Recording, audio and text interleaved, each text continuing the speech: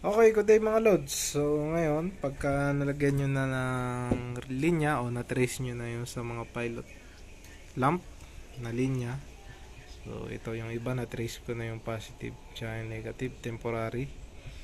So makikita nyo, ito may ilaw na. Ayan, pihitin natin. O yun, itim siya. Pihit no, yun yung dilaw na. Ibig sabihin, okay na yan. Ito nawala. Yun yung dilaw. Okay na. Ito wala pa. Yan, sasample ko yan. Ito, meron na to kanina. Hindi lang kita sa video siguro. Okay, meron na, umilaw na siya. So meron tayong dalawang testing equipment.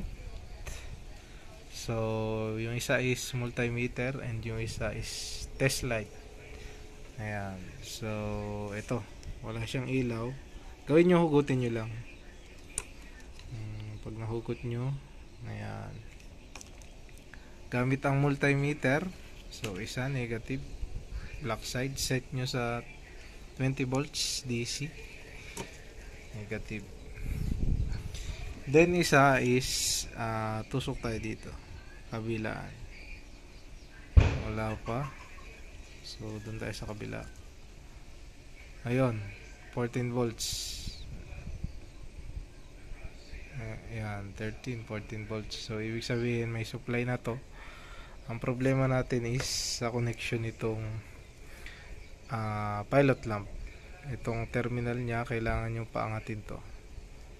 Itong dalawa, yun yung maliit na terminal niya. Itong isa, tsaka ito. Iangat nyo lang yan, kasi hindi siya tumatama dito. So pag naiangat, okay na yan. So gamit naman tayo ng isang testing equipment, test light, kung wala tayong multimeter. Ganon din ang isang side, itong clip, negative. So yung isa, ito ko ilalagay, positive. Kabilang side din lang. So yung isa negative, o yun, ibig sabihin may positive 12 tayong nare-reading. So ayun lang, adjust natin to. Iangat nyo lang to. Ayan, pause ko muna, tapos iangat ko tong dalawang dulo. Okay, so naiangat ko na mga lods. Ayan, itong isang terminal, tsaka itong isa.